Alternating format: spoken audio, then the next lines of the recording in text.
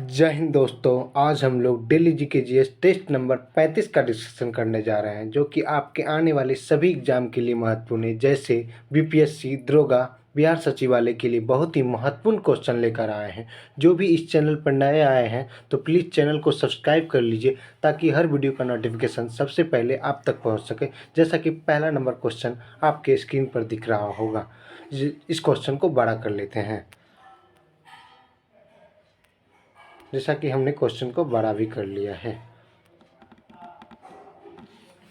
कह रहा है, निम्नलिखित कथनों पर विचार कीजिए। भारत एकमात्र सक्रिय ज्वालामुखी जो कि बैरन द्वीप पर स्थित है। बिल्कुल सही है। बैरन द्वीप जो कि अंडमान निकोबार में पड़ता है। बैरन द्वीप जो कि स्थित है। बैरन द्वीप एक भारत का एकमात्र सक्रिय ज्वालामुखी बैरन द्वीप पर स्थित है। बिल्कुल सही है। ये वनस्पति विहीन होता है। गलत है।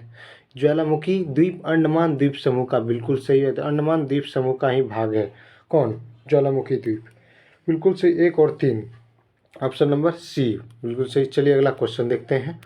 निम्नलिखित युग्मों पर विचार कीजिए।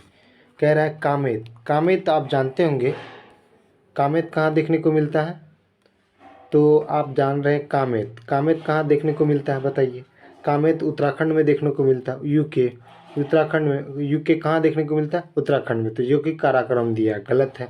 हरदेवल की पहाड़ी जो कि कहाँ है? कुमाऊं में। ये भी देखने को। चौकम्बा की पहाड़ी गढ़वाल में, ये भी देखने को। मासर ब्रूम जास्कर में है, गलत। ये नहीं होगा, तो 2 और 3 हो जाएगा। ऑप्शन नंबर सी हो जाएगा। चलिए अगला क्वेश्चन देखते हैं। दक्षिण पश्चिम मानसून। दक्षिण पश्चिम मानसून के दौरान मौसमी दशाओं के संदर्भ में निम्नलिखित कथनों पर विचार कीजिए। कह रहा है, इसके आगमन के दौरान इंटर ट्रॉपिकल कन्वर्जन जोन उत्तर की ओर स्थानांतरित हो जाता है और पश्चिमी जेट स्ट्रीम भारतीय क्षेत्र से प्रत्यावर्ती, मतलब उलट जाना, हो जाता है। बिल्कुल सही है। दक्षिण पश्चिम मानसून के दौरान आर्द्र वायु प्रवाह सागरीय उष्णकटिबंधीय वायु राशि एमटी के माध्यम से नहीं होता है। जैसे इसको समझिए, ये क्या है? भारत है। ये क्या है? भारत है। देखिए फिर से इसको बताते हैं। ये क्या है? भारत का नक्शा है। कह रहा है दक्षिण पश्चिम मानसून, ये पश्चिमी घाट है।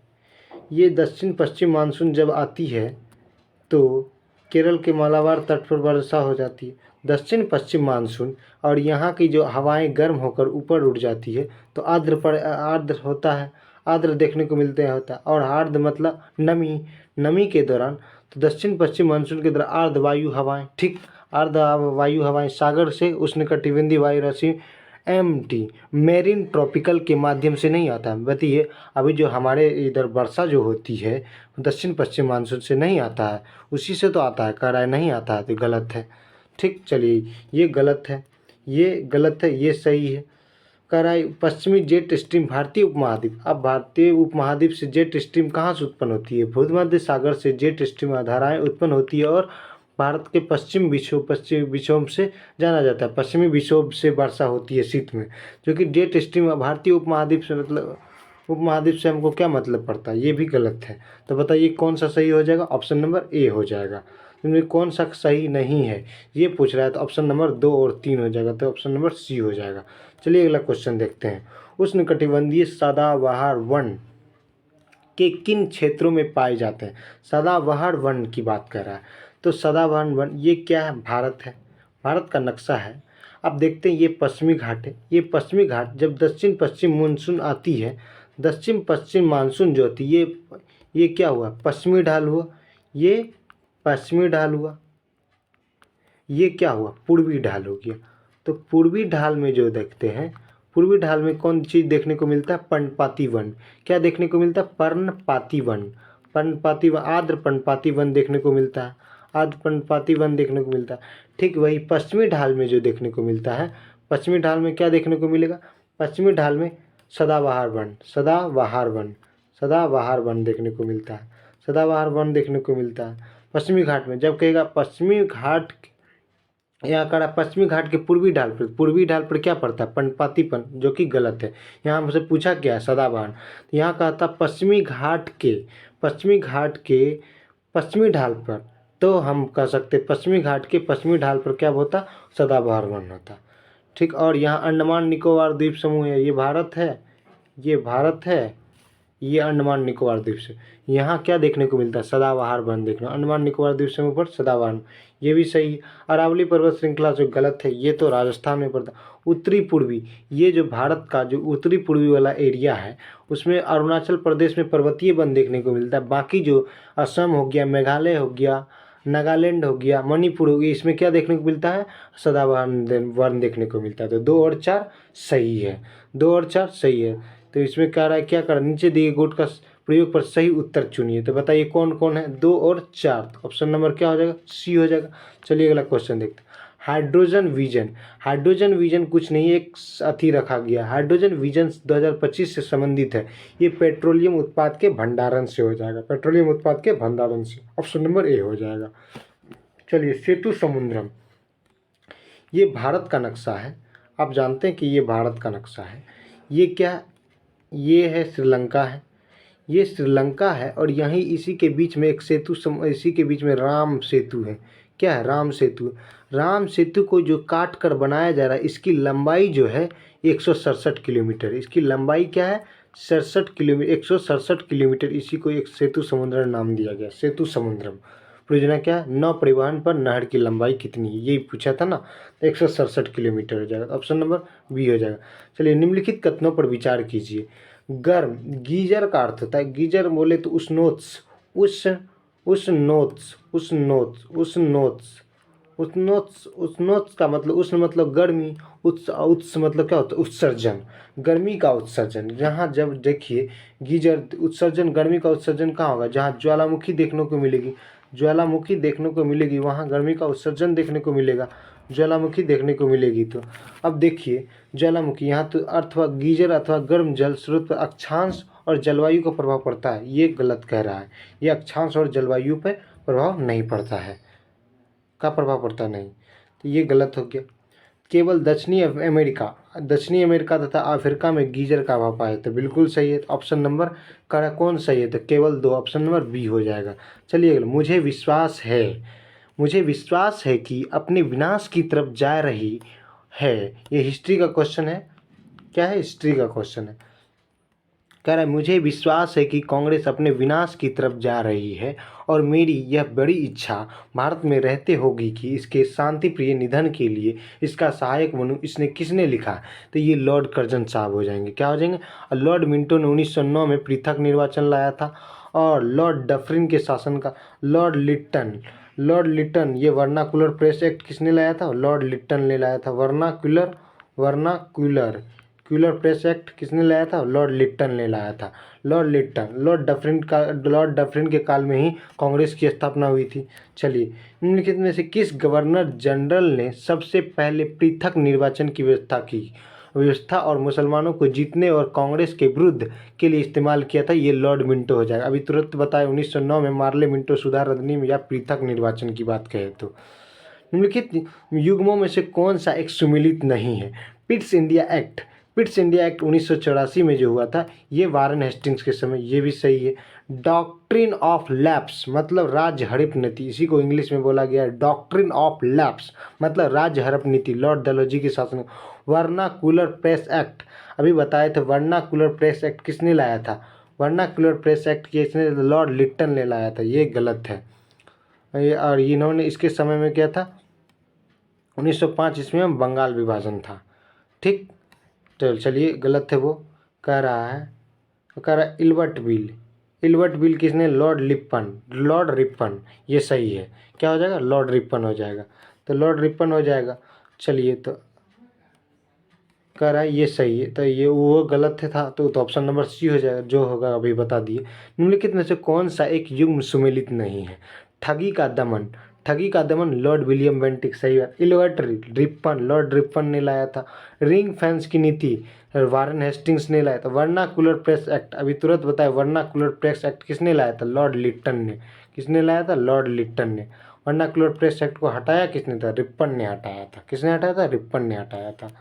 ब्रिटिश भारत की राजधानी कलकत्ता से दिल्ली स्थानांतरित किसके शासनकाल में, किसके काल में क्रियान्वित हुई थी? ये लॉर्ड हार्डिंग के काल में। किसके? लॉर्ड हार्डिंग के काल में।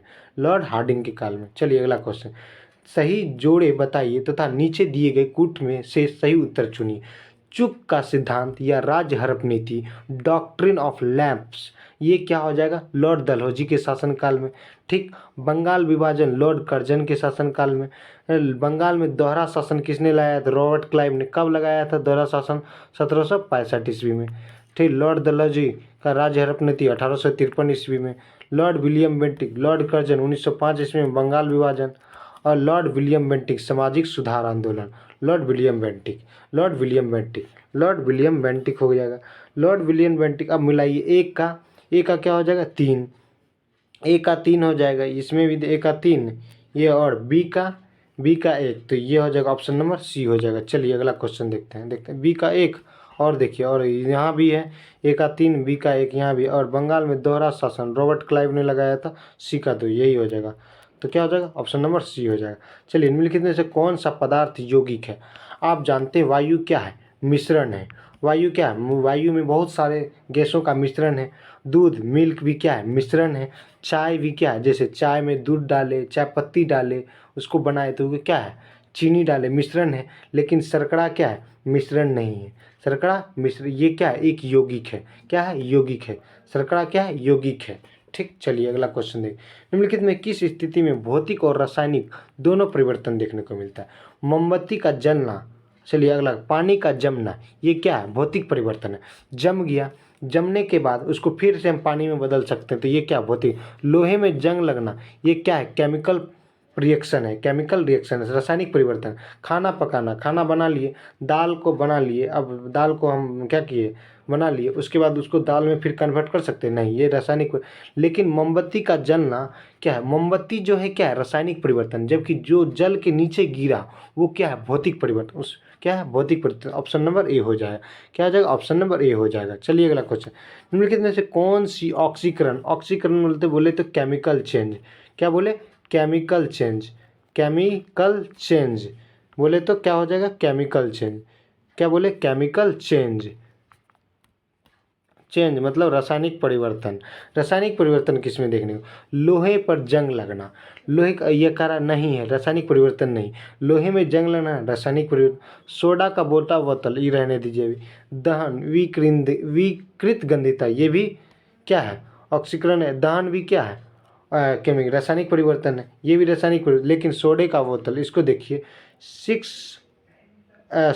क्या करते हैं, CO2 को कार्बन डाइऑक्साइड के जलीय विलयन को जब किया जाता है, H2CO3 कार्बोनिक अम्ल बनता है। कार्बोनिक अम्ल क्या, एक सोडा बोतल खोलना होगा, सोडा बोतल का खोलना होगा। ऑप्शन नंबर बी हो जाएगा। ऑप्शन नंबर, किसी फोकस दूरी ये वाले उत्तल लेंस के सामने 10 सेंटीमीटर की दूरी पर एक वस्तु रखी है तो प्रतिबिंब कैसा होगा। ये क्या है, उत्तल लेंस है, ये देखिए उत्तल लेंस, ये प्रधान अक्ष है। ये क्या है बताइए, ये कर्वेचर है। ये क्या है, एफ है। ये इसको F1 मान लीजिए, इसको C1 मान लीजिए, इसको F2 मान लीजिए, इसको C2 मान लीजिए। अब रखा के ये प्रकाशिक केंद्र है, ऑप्टिकल सेंटर।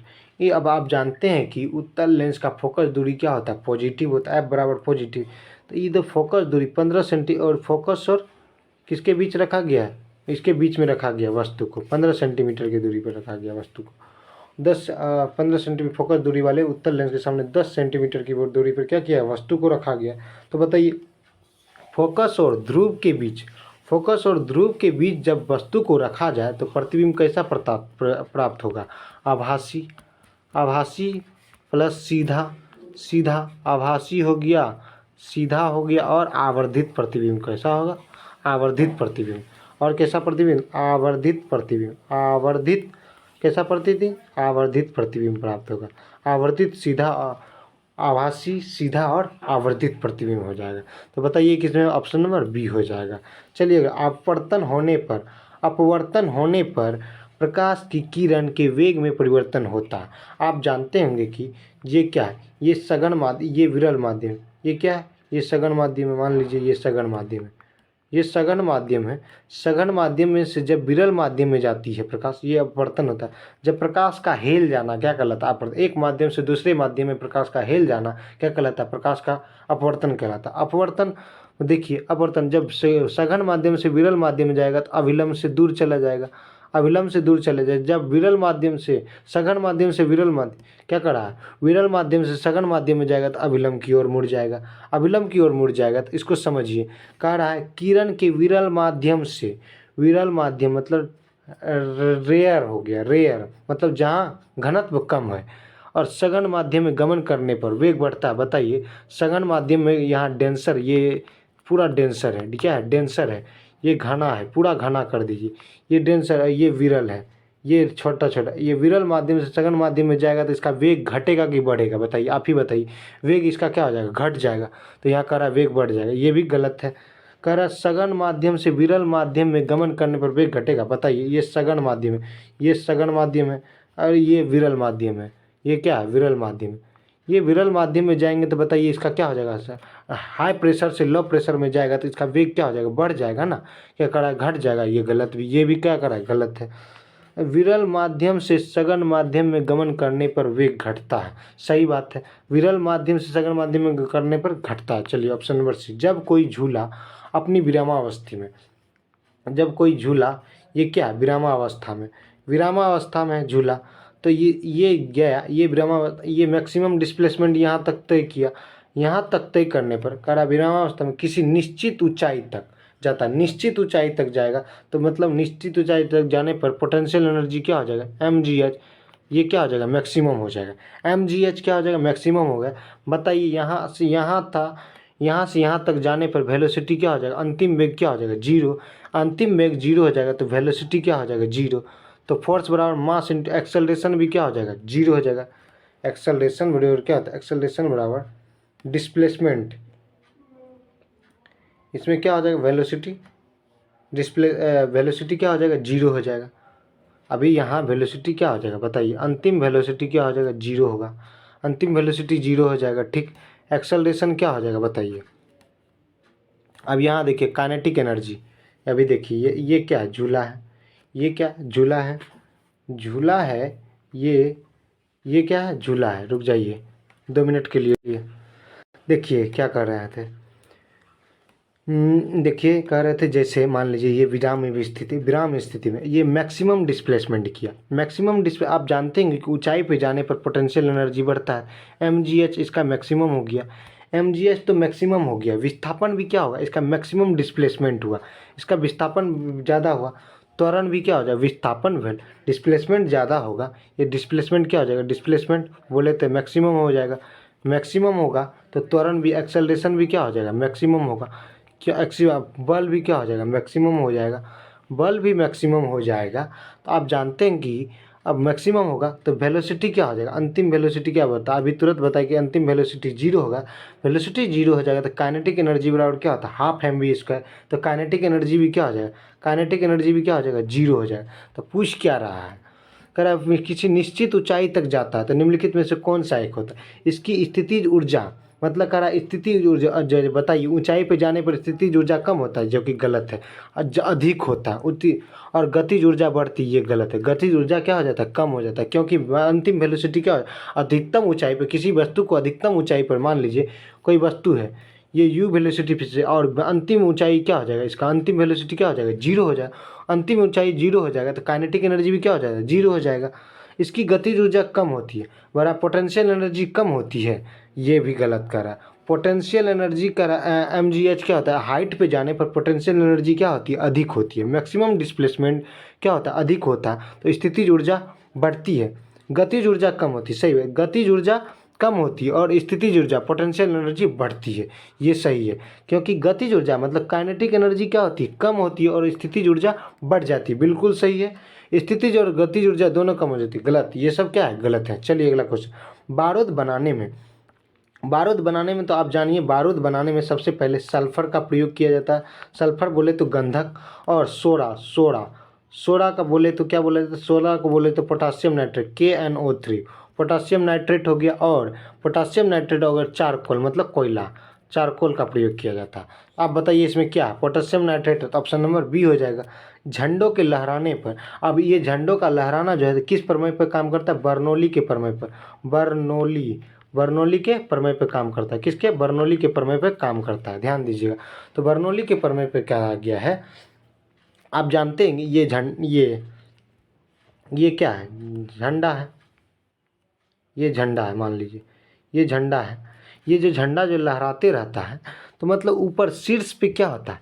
शीर्ष पे क्या होता है? वेलोसिटी ज़्यादा होता है, वेग अधिक होने के कारण दाब कम होता है। वेलोसिटी अधिक होने के कारण, अधिक होने के कारण दाब क्या होता है? कम होता है। जैसे जैसे आप ऊपर जाएंगे तो वेलोसिटी तो अधिक है, तो वायुमंडलीय दाब क्या होता है? कम होता है। तो शीर्ष पे देखिए वेलोसिटी क्या है? क्या है? तो वेलोसिटी कम है, वेग कम है, लेकिन दाब क्या? अधिक है। दाब क्या? अधिक है। यहाँ वेलोसिटी क्या है? वेग कम है खंबे के, और यहाँ क्या है? शीर्ष पर क्या है? खंबे के शीर्ष पे क्या है? वेलोसिटी अधिक है, मतलब वेग अधिक होने के कारण क्या है? दाब कम है। तो समझ जाइए क्या हो जाएगा? खंबे के शीर्ष और तली के वायुमंडलीय दाब में अंतर, ये हो जाएगा ऑप्शन नंबर। चलिए, रेफ्रिजरेटर में आप जानते हैं, रेफ्रिजरेटर में खाद्य पदार्थ को सुरक्षित रखने के लिए 4 डिग्री सेल्सियस पर रखा जाता है। तो ध्यान दीजिएगा, 4 डिग्री सेल्सियस। वह चुनिए जो मिश्रण नहीं है। वायु क्या है? मिश्रण है। एलपीजी क्या है? मिश्रण है। गैसोलीन क्या है? मिश्रण है। लेकिन अशुद्ध जल मतलब शुद्ध जल है, H2O क्या है? एक जल है, शुद्ध जल है। तो ये क्या? मिश्रण नहीं है।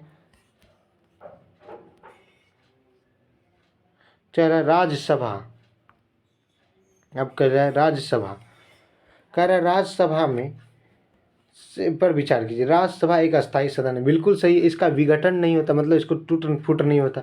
इसके 1/3 सदस्य हर 2 वर्ष में, 1/3 सदस्य जो होता है हर 2 वर्ष में सेवानिवृत्त किए जाते हैं। बिल्कुल सही है, सही है, बिल्कुल सही है। Option number A.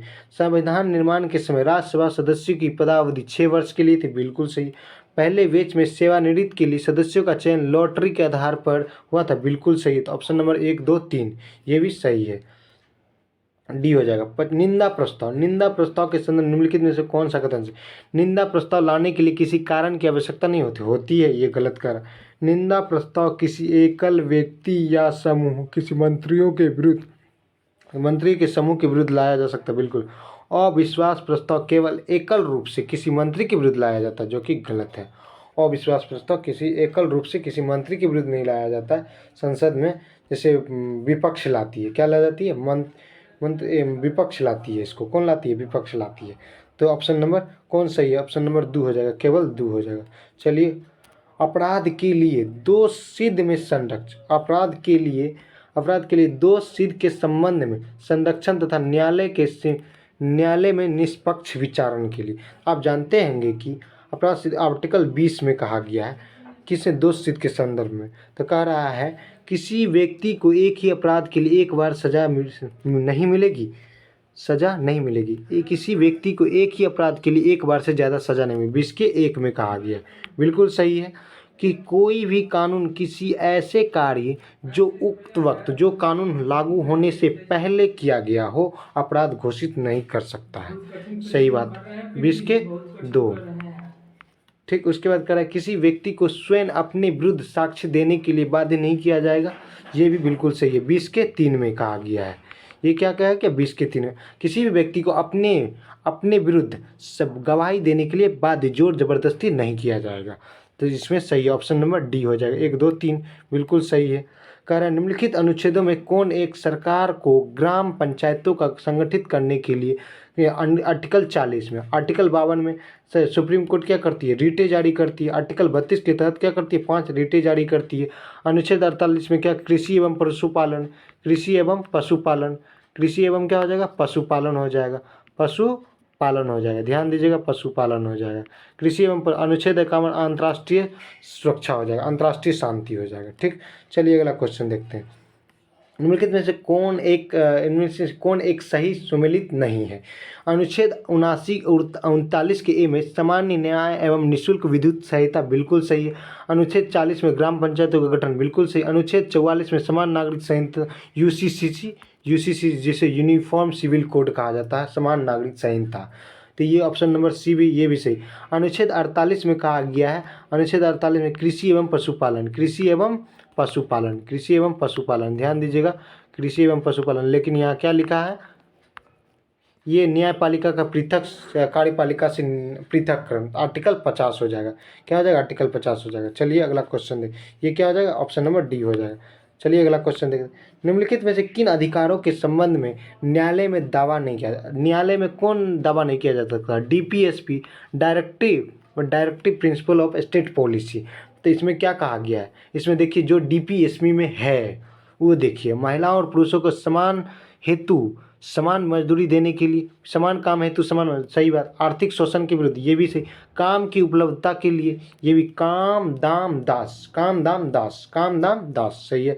6 वर्ष से कम आयु की बालकों के लिए प्रारंभिक बाल्यावस्था में देख रेख और शिक्षा सुविधा देने होती, बिल्कुल सही है। सुविधापूर्ण जीवन यापन हेतु, ये भी सही है। तो आपको क्या हो जाएगा, उपयुक्त सभी हो जाएगा, ऑप्शन नंबर डी हो जाएगा। चलिए अगला क्वेश्चन देखते हैं।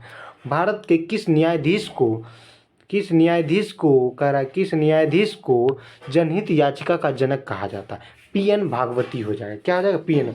निम्नलिखित में से किस कारण अर्थव्यवस्था की समस्या उत्पन्न होती है? अर्थव्यवस्था, यहाँ अर्थशास्त्र लिख दिया, अर्थव्यवस्था में किस समस्या उत्पन्न होती है? समान की अधिकता नहीं, बताइए, समान की अधिकता रहेगा तो हमारा इकोनॉमिक क्या हो जाएगा, अच्छा रहेगा। संसाधनों की कमी में अर्थव्यवस्था में समस्या उत्पन्न देखने को मिलती है। अर्थव्यवस्था कर लीजिएगा। कह रहा है निम्नलिखित श्रमिकों को किसे कृषक कहा जाता है? कृषक उसे कहा जाता है जो किसी दूसरे के भूमि पर काम करते हैं, दूसरे की भूमि पर खेती करते हैं, उसी को क्या कहा जाता है, कृषक कहा जाता है, जो दूसरे की भूमि पर खेती करते हैं, बिल्कुल सही है। कह रहा है पेट्रोल और कार के बीच, आप जानिए पेट्रोल और कार के बीच एक दूसरे क्या होते हैं, पूरक होते हैं, और इसके में जो मांग जो होती है, डिमांड में क्या पड़ता है, नकारात्मक अभाव पड़ता है। क्या पड़ता है, नकारात्मक प्रतिलोच होगी। क्या हो जाएगा, ऑप्शन नंबर डी हो जाएगा। उपभोक्ता अधिशेष क्या होता है? उपभोक्ता अधिशेष सर्वाधिक होता है जब कोई लग्जरियस वस्तु है, जैसे मान लीजिए हवाई जहाज़ है, ये क्या है, ये मान लीजिए कोई हवाई जहाज़ है, ये हवाई जहाज़ है। हवाई जहाज़ में जब कोई व्यक्ति यहाँ बैठता है, ये कॉकपिट होता है, आगे वाला भाग क्या कहलाता है, कॉकपिट। ये क्या कहलाता है, business class, BE, business economy. ये प्रीमियम इकोनॉमी, ये बिजनेस क्लास हो गया, ये प्रीमियम इकोनॉमी हो गया, ये इकोनॉमी हो गया, प्रीमियम इकोनॉमी और इकोनॉमी हो गया। तो आप जानते हो कोई व्यक्ति जो बिजनेस क्लास में, ये इसमें 6,000 मान लीजिए देना पड़ता है, इसमें प्रीमियम क्लास में 8,000 रुपया देना पड़ता है, और इसी में बिजनेस क्लास में कितना देना पड़ता है, बिजनेस क्लास में 25,000। जब कोई व्यक्ति अपने अधिक उपभोक्ता को महंगी, जैसे इसमें भी तो सबके लिए तो समान सुरक्षा है, लेकिन कोई व्यक्ति क्या करता है, अपनी अधिक उपभोक्ता करता है, मतलब अधिक पैसा देकर बिजनेस क्लास में बैठ जाता है, मतलब वो क्या करता है, अधिक विलासतापूर्ण जीवन को क्या करता है, जीता है। तो हो जाएगा, इसका क्या हो जाएगा, ऑप्शन नंबर बी हो जाएगा। चलिए अगला क्वेश्चन देखते हैं। कालाबाजारी क्या होता है? कालाबाजारी एक ऐसी स्थिति है जहाँ एक देखिए, कालाबाजारी जो होती है, जहाँ व्यापारी लोग जो क्या करते हैं, उसको माल को रोक देते हैं, उसको क्या करते हैं, बेचने से रोक देते हैं, उसमें क्या, उसके बाद जो प्रॉफिट कमाते हैं, रोक के उसके बाद जो प्रॉफिट कमाते हैं, वहीं व्यापारियों में गुरमिट करके क्या करते हैं, कालाबाजारी कहलाता है। चलिए देखते हैं अगला क्वेश्चन, देखते हैं इसको क्या कह रहा है। देखिए, कह रहा है सरकार द्वारा निर्धारित कीमत, गलत है। वस्तुओं की आपूर्ति अथवा बिक्री कीमतों, वस्तुओं की सप्लाई अथवा बिक्री कीमतों में वृद्धि के बाद करना, बिल्कुल सही, ऑप्शन नंबर डी है। निम्नलिखित में कौन सा हार्मोन इसके कार्य सही ढंग से मेल नहीं खाता? कह रहा है प्रोलैक्टिन हार्मोन जो क्या स्तनपान में दूध बढ़ाने का काम करता है, ये स्तनपान कराने वाली महिलाओं में दूध उत्पादन, बिल्कुल सही है। कैल्सीटोनिन हार्मोन क्या, कैल्शियम आयनों को नियंत्रित करता है, बिल्कुल सही है। कैल्सीटोनिन। ग्लूकागोन जो होता है, ये ग्लूकोज के स्तर को क्या करता है, शर्करा के स्तर को, ग्लूकोज के स्तर को क्या करता है, ग्लूकोज के स्तर को क्या करता है, बढ़ा देता है, ग्लूकोज के स्तर को बढ़ा देता है। अल्फा सेल में पाया जाता है ग्लूकागोन, ये गलत है, ये कम कर देता है। मेलाटोनिन, ये नींद को बढ़ावा देता है, नींद को कौन बढ़ाता है, मेलाटोनिन नामक। ये सब किसके भाग है, अग्नाशय के भाग है, पेनक्रियाज बोल लेते, पेनक्रियाज। अल्फा सेल से पूछेगा तो कौन से, अल्फा सेल से ग्लूकागोन, बीटा सेल से इंसुलिन, और गामा सेल से सोमेटोस्टेटिन, ठीक, सोमेटोस्टेटिन क्या निकलता है, सोमेटोस्टेटिन निकलता है, सोमेटोस्टेटिन, ठीक, ध्यान दीजिएगा। चलिए अगला क्वेश्चन है। निम्नलिखित युग्मों पर विचार कीजिए। सेरिब्रम बिल्कुल सही, सेरिब्रम स्मृति प्रतिधारण करता है, बिल्कुल सही। थैलेमस क्या करता है, बाह्य वातावरण का आभास कराता है, जैसे चेतना हो गया, सतर्कता, जैसे कोई एक थप्पड़ मार दिया तो मतलब उसके बचने के लिए क्या करते हैं, सतर्कता उत्पन्न करते हैं, ये थैलेमस का भी काम। हाइपोथैलेमस क्या, शारीरिक की आंतरिक तापमान को नियंत्रित करना, जैसे क्या करना, आंतरिक तापमान को नियंत्रित करना, जैसे भूख प्यास, पसीना को निकालना, मूत्र को निकालना, उसके बाद प्रेम घृणा, ये सब को कौन नियंत्रित करता है, हाइपोथैलेमस। हाइपोथैलेमस अनुमस्तिष्क, ये गलत है। तो ठीक करा, युग्मों पर विचार कीजिए। तो कितने जोड़े, एक जोड़ा हो गया, दो जोड़ा हो गया, तीन जोड़ा, तो केवल 3 जोड़े सही हैं, तो ऑप्शन नंबर सी हो जाएगा। चलिए अगला क्वेश्चन, निम्नलिखित में से कौन सी आनुवांशिक विकार नहीं, मतलब आनुवांशिक विकार मतलब बीमारी नहीं है। कलर ब्लाइंडनेस, ये मनुष्य में देखने को मिलता है, ये बीमारी है। डाउन सिंड्रोम, ये क्या है, बीमारी है। ये sickle cell anaemia, anaemia iron की कमी से कौन सा रोग है, एनीमिया, एनीमिया रोग हो जाता है। ठीक, ये पर्ट्यूसिस क्या है, एक काली खांसी, काली खांसी है, ये खांसी है ना कि बीमारी है, आनुवांशिक विकार नहीं है, काली खांसी है। क्या है, काली खांसी है, क्या है, काली खांसी है। काली खांसी को से बचने के लिए हम लोग कौन सी टीका लगाते हैं, डीपीटी, डिप्थीरिया पर्ट्यूसिस टेटनस का टीका लगाते हैं, डिप्थीरिया पर्ट्यूसिस टेटनस का टीका लगाते हैं, तो हो जाएगा पर्ट्यूसिस। प्रकाश संश्लेषण के संबंध में आप जानिए, इसको समझिए। प्रकाश संश्लेषण के संबंध में कौन सा कथन सही है। आप जानते हैं कि कार्बन 6 कार्बन डाइऑक्साइड प्लस 6 जल H2O को जब लेते हैं तो हमको C6H12O6 प्लस 6O2 ऑक्सीजन का उत्सर्जन करते हैं, यही नहीं करते हैं। कह रहा है पानी के एक अणु का उपयोग करके ग्लूकोज का अणु बनता है। बताइए पानी के कितने अणु का प्रयोग किए, 6 अणु का प्रयोग किए हैं। ये कह रहा, बताइए ये क्या किए, 6 अणु का प्रयोग किए हैं, ये 6 अणु का प्रयोग किया, कह रहा है यहाँ एक अणु का, ये गलत। एक ग्लूकोज अणु के निर्माण में 6 कार्बन डाइऑक्साइड, सही बात है, 6 कार्बन डाइऑक्साइड, 6 कार्बन डाइऑक्साइड अणुओं की आवश्यकता, बिल्कुल सही है। 2 ग्लूकोज अणुओं के उत्पादन के लिए ऑक्सीजन की एक अणु की आवश्यकता, 2 ग्लूकोज उत्पादन के लिए, बताइए 2 ग्लूकोज उत्पादन, एक के न ग्लूकोज उत्पादन होता है जी, एक ग्लूकोज, ये भी गलत है, ये भी क्या है, गलत है। एक ग्लूकोज अणु के लिए एक कार्बन और एक ऑक्सीजन, बताइए एक ग्लूकोज अणु के लिए कितना, 6 carbon dioxide, 6 carbon dioxide, 6 hydrogen, 6 जल का प्रयोग किया जाता है, 6H2O, तो बताइए गलत है ना, ये भी गलत है, तो ऑप्शन नंबर बी हो जाएगा। क्षतिग्रस्त ऊतकों में वृद्धि, जैसे मान लीजिए हमारे क्षतिग्रस्त, हमारे एक शरीर में क्षतिग्रस्त हो गया, तो उसको वृद्धि करने के लिए मरम्मत के संबंध में कौन सा कथन सही। हमारे शरीर में कौन सा विभाजन है, तो समसूत्री विभाजन, और बच्चे जब जन्म लेता है तो वो अर्धसूत्री विभाजन होता है, तो इसमें केवल क्या होता है, समसूत्री विभाजन देखने को मिलता है, ऑप्शन नंबर सी हो जाएगा। चलिए अगला क्वेश्चन, प्रधानमंत्री की आर्थिक सलाहकार परिषद की सदस्य के रूप में किसे महिलाओं को नियुक्त किया गया है। ये किस महिलाओं को नियुक्त किया गया है, इस क्या हो जाएगा, ये सामिका रवि हो जाएगी, सामिका रवि हो जाएगी, कौन हो जाएगी, सामिका रवि हो। चलिए लंदन सेंट्रल बैंक, ये क्या है, करंट अफेयर्स का क्वेश्चन है। लंदन सेंट्रल बैंक द्वारा governor of the year award किसे सम्मानित किया गया, शक्तिकांत दास, जो RBI के गवर्नर है। वर्तमान में अंतर्राष्ट्रीय cricket ICC international cricket council के अध्यक्ष कौन है, ग्रेग बार्कले, और जबकि BCCI के अध्यक्ष कौन है, जय शाह है, कौन है, जय शाह। चलिए भारत में आयोजित 18वें G20 शिखर सम्मेलन की थीम क्या थी, वसुधैव कुटुंबकम, ऑप्शन नंबर ए हो जाएगी। प्रथम वैश्विक आर्टिफिशियल इंटेलिजेंस सम्मेलन की मेजबानी किस देश के द्वारा किया गया, ब्रिटेन, क्या हो जाएगा, ब्रिटेन।